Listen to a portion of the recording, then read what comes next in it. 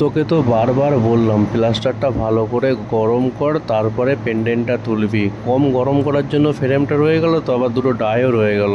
জোড়ার সময় খুব অসুবিধা হয়, ডাইগুলো উঠে যায় না।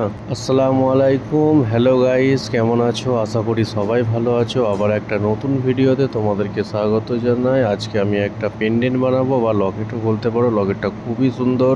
তো বন্ধুরা, পেন্ডেন্ট বানাতে যারা যারা পছন্দ করো অবশ্যই কমেন্ট করে জানাবে, আর ভিডিও ভালো লাগলে like, comment, share and subscribe করবে। পাশে থাকা বেল আইকনটি প্রেস করে দেবে, তাহলে নতুন নতুন ভিডিও সবার আগে পৌঁছে যাবে। তো বন্ধুরা, এই পেন্ডেন্টটার ওজন হচ্ছে 6 থেকে 7 গ্রাম। বন্ধুরা, এই পেন্ডেন্টটা আমি নিজের মন থেকে বানাই। কেমন হবে না হবে কমেন্ট করে জানিও। প্রথমে একটা সুন্দর করে মোম বেলে নিলাম। মোম বেলে নেওয়ার পরে বিছখানে একটা দাগ কাটলাম মোমের। তারপরে ফ্রেমটাকে বসালাম। বসানোর পরে সুন্দরভাবে মোমটাকে ওবেল দিলাম। যত সুন্দর মোম ওবেল দেওয়া হবে তত সুন্দর পেন্ডেন্টটা সাজানো হবে। সাজানোটা সুন্দর হলে দেখতেও ভালো লাগবে।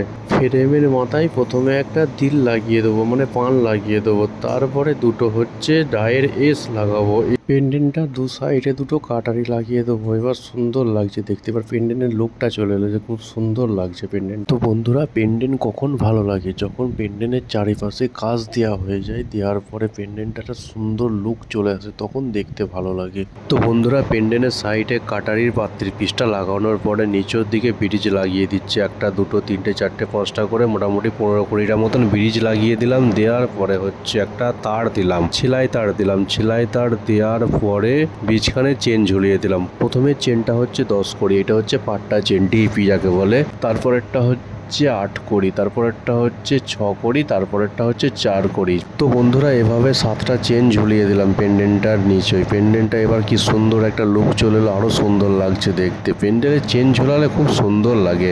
চেনের নিচে পাত্রির পিস দিয়ে দিলাম, প্রদীপ পাত্রির পিস। তো বন্ধুরা, চেনের নিচে পাত্রির পিস দেওয়ার পরে কেমন লাগছে বলো?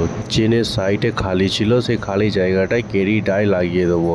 একটা, দুটো, তিনটে, চারটে, 5টা করে মোটামুটি 10-12টা কেরি ডাই লাগিয়ে দিলাম। কেরি ডাই লাগানোর পরে পেন্ডেন্টের সাইড কাজটা পুরো হয়ে গেল। এবার সুন্দর লাগছে পেন্ডেন্টটা দেখতে। উপর দিকে দুটো কুন্দাও লাগিয়ে দিলাম। পেন্ডেন্টের কুন্দা লাগিয়ে দিলে আরও সুন্দর লাগে দেখতে। তো বন্ধুরা, পেন্ডেন্টটার সাইড কাজ তো ফিনিশ হয়ে গেল। এবার যে ফ্রেমে মোম ওবেল দিয়েছিলাম তার কাজটা বাকি আছে। প্রথমে দুটো এস ডাই লাগিয়ে দিলাম। এস ডাই লাগানোর পরে 6খানা হচ্ছে পাতের বরফি করেছি, বরফিগুলো লাগিয়ে দিলাম। বরফিগুলো খুব সুন্দর লাগছে না, যেন মিষ্টির মতন লাগ। বরফিটা লাগানোর পরে এবার হচ্ছে দু সাইডে দুটো পান দিয়ে দিলাম, দিল যাকে বলে। দেবার পরে হচ্ছে দুটো ছিলাই তার দুদিকে ভাগ করে দিলাম।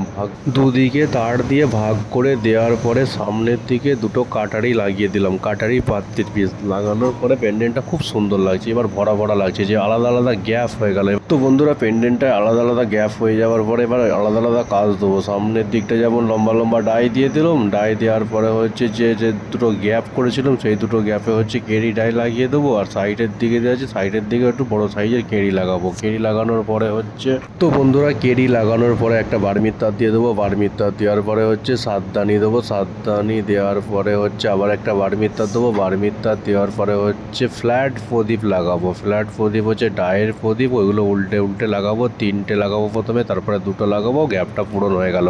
তো বন্ধুরা, ডাই লাগানোর গ্যাপ তো পূরণ হয়ে গেল। এবার বাকি আছে এক্কা লাগানোর গ্যাপ। কিছু এক্কা আমি বসে বসে বানিয়ে নিয়েছিলাম, সেই এক্কাগুলো হচ্ছে আমি এবার লাগাবো একটা একটা করে। তো বন্ধুরা, এক্কা বানানো খুবই সোজা। বার্মির তারকে চটিয়ে নেওয়ার পরে হচ্ছে একটু সোজা করে নিতে হবে বার্মির তারটা। চিমটি করে বা কাতুরি করে এক্কা বানানো যাবে। তো বন্ধুরা, তোমরা কিভাবে এক্কা বানাও অবশ্যই কমেন্টে জানাবে, ঠিক আছে? তো বন্ধুরা, এক্কা লাগানো কমপ্লিট হয়ে গেছে। এবার হচ্ছে রুয়া লাগাবো।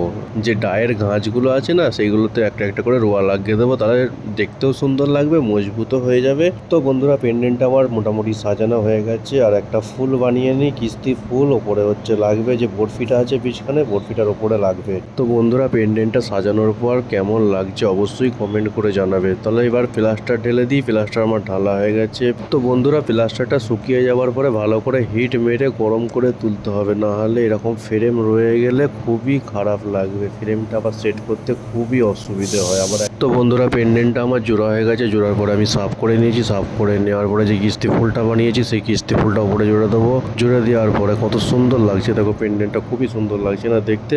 কমেন্ট করে জানাবে কেমন লাগছে। টাটা, বাই বাই, আবার দেখা হবে।